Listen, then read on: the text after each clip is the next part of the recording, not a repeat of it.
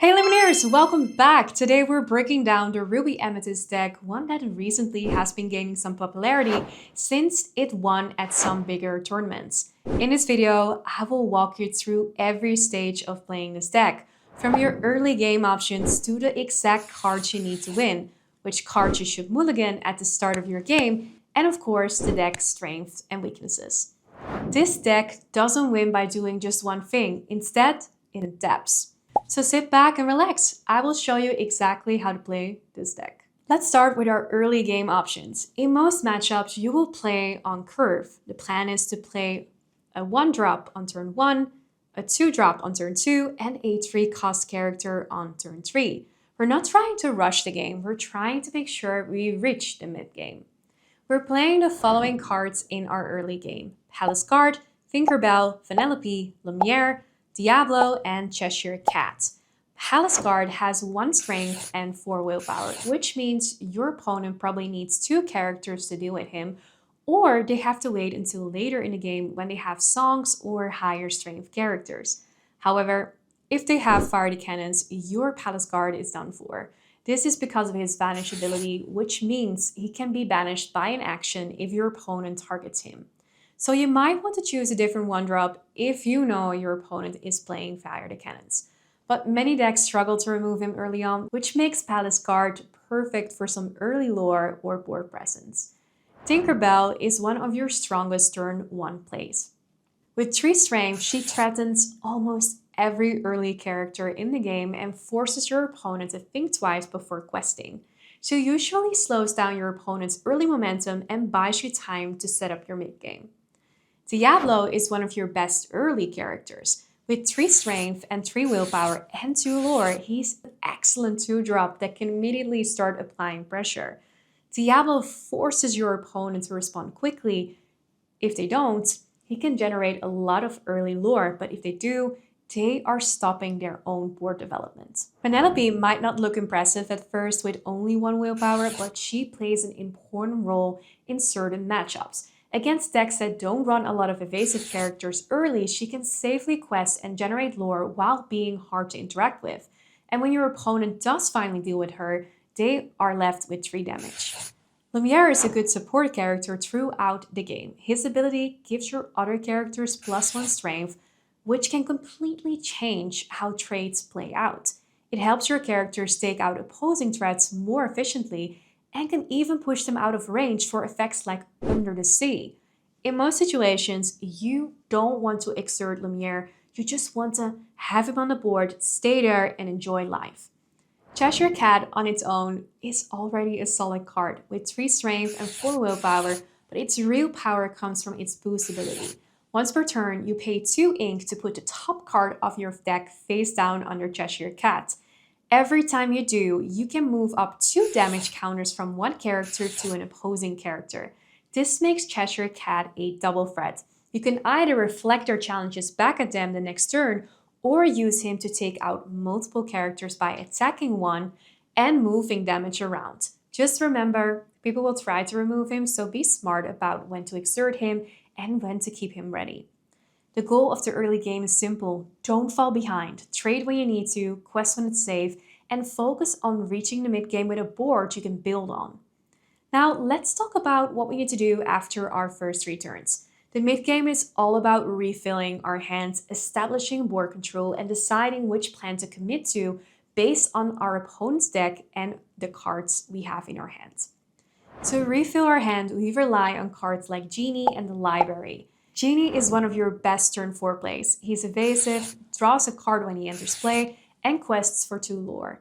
In many matchups, Genie forces your opponent into an awkward position. If they ignore him, he keeps generating lore. If they try to deal with him, they often have to play an action, sing a song, or challenge with multiple characters. His downside shows up against decks like Emerald Sapphire. These decks run Under the Sea and Clarabelle. With 2 strength, your opponent can remove Genie from the board by singing Under the Sea. And most of the time, when you play Genie, they're ready for their Clarabelle shift, giving them even more cards as a result. And keep in mind, Ember can drop the Horseman strikes as early as turn 3. The library works beautifully with our characters. With 8 willpower, the library can be difficult to remove, especially since many opponents prioritize characters over locations. Once it's on the board and when a character is at its location, you get to draw a card when that character is banished. This could be on your turn or your opponent's turn. Over the course of a few turns, this can snowball into multiple cards. The library also doubles as a secret lore engine. Even if you're behind on board presence, it keeps generating lore every turn.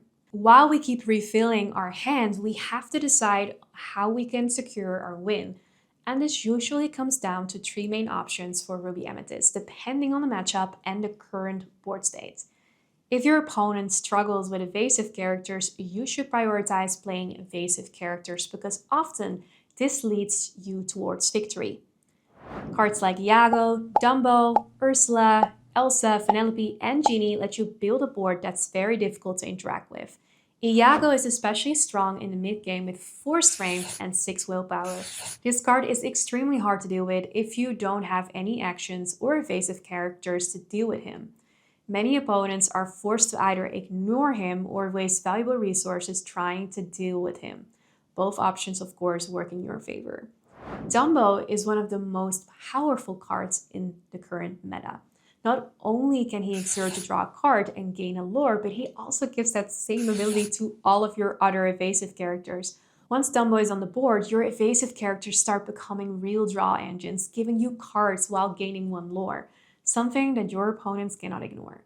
Ursula is a solid card with 4 strength and 5 willpower, but her real power comes from her boost ability. Once per turn, you can pay 1 ink to put the top card of your deck face down under Ursula. While there's a card under her, she gains +1 lore and becomes evasive. That means instead of questing for 2, she can now quest for 3 lore, something your opponent is not going to like, especially if they don't run evasives. By combining these evasive characters, you create a mid-game board that is extremely hard to interact with. Evasive characters force opponents to either ignore threats, play extra removal, or waste resources. If evasive aren't going to work and your opponent is building their board, you should shift your focus toward removal and board control. This is where the deck really shines at slowing the game down and taking it back over. The key cards for this plan are Elsa, Hercules, Bronx, Dragonfire, and the Headless Horseman. Elsa is a massive tempo card. When you play her, you exert an opposing character, and thanks to Rush, she can immediately challenge the turn she comes down. She's perfect for exerting characters that your opponent doesn't want to exert, removing key threats while developing your board. Hercules works beautifully alongside Elsa. While Hercules is exerted, your other hero characters can't be dealt damage unless they're being challenged. This means Elsa can rush in, challenge an exerted character, and survive situations where she would normally wouldn't.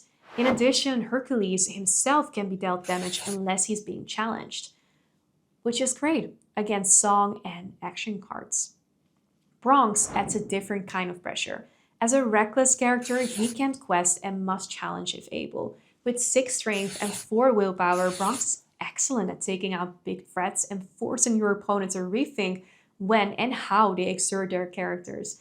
The downside is, though, that he can ready if you have 3 or more cards in hand. Dragonfire is your answer to threats you simply can't deal with through challenges. Some characters are just too big, too protected, or too dangerous to leave on the board even for a single turn. And that's where Dragonfire comes in. For 5 ink, you banish a chosen character. Because it's an inkable, you don't want to rely on it too early though, but in the mid-game and late game, it's often a card that saves you from losing control of the board. The Headless Horseman is your precision removal tool. When you play him, you can immediately banish a chosen opposing character with 2 strength or less, often removing important support pieces or threats. On top of that, during your turn, whenever an opposing character is banished, each of your characters gets +1 strength for the rest of the turn, turning a single removal into a full board power-up. This removal game plan is all about breaking your opponent's momentum. By exerting, challenging, and banishing key characters at the right time, you force them to rebuild while you stay in control of the board. When the board starts getting out of control, you need to shift your focus towards setting up your reset button. For this, we need 3 cards: Maui, Demona, and Next Stop, Olympus. To start the combo, we first need Maui on the board. Maui is an evasive character with 7 strength and 5 willpower, which already makes him a serious threat. Whenever Maui challenges another character, you may return an action card from your discard pile to your hand. On top of that, every time you play an action, Maui gains 1 lore. Once Maui is in play, we follow up with Demona. As you might have noticed, once Maui hits the board, opponents often stop exerting their characters altogether. Demona solves that problem immediately. When she enters play, she exerts all opposing characters, opening the door for a full board clear. This makes Demona the perfect setup card when your opponent is about to take the game. In addition, Demona lets each player with fewer than 3 cards draw up to 3 cards, and with 5 strength, 6 willpower, and 2 lore, she is a great character to have on the board. Now that Maui is on the board and Demona has exerted everything, this is where the fun starts. We begin by challenging or questing with Maui, and then we play Next Stop, Olympus. This is a 2-cost action, but if you have a character on board with 5 strength or more, it can be played for free. This action card readies a chosen character, which in this case is Maui. The readied character can't quest for the rest of the turn, but the next time they challenge a character, you gain 1 lore. And here is where the loop comes together. When Maui challenges, you return Next Up Olympus from your discard pile back to your hand. Because the card is free to play, you can immediately cast it again. Ready Maui again, challenge again, and repeat. As long as Maui stays alive and there are characters to challenge. And don't forget, every time you play Next Up Olympus, Maui also gains 1 additional lore from its ability. This combo allows you to remove multiple characters in 1 single turn, gain large amounts of lore in the process, and completely flip the game back in your favor. What starts as a losing board state can suddenly turn into total control, all from 1 explosive sequence. Alright, let's talk about Mulligans. A strong opening hand can make all the difference.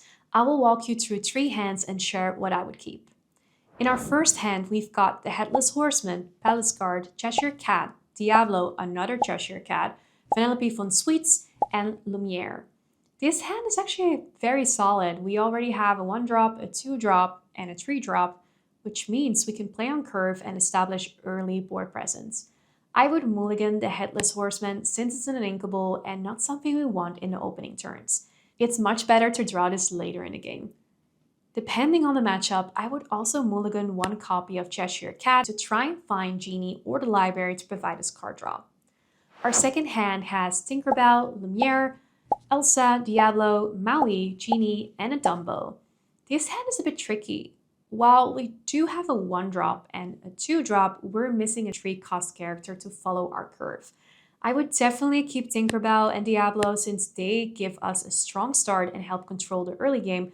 However, I would mulligan Maui, Elsa, and Dumbo. They're all excellent cards, but I want to see them later in the game. My goal here is to draw into a 3-drop, ideally something like Cheshire Cat. In our third hand, we have Iago, Elsa, Dragonfire, Ursula, Next Up Olympus, Next Up Olympus again, and Lumiere.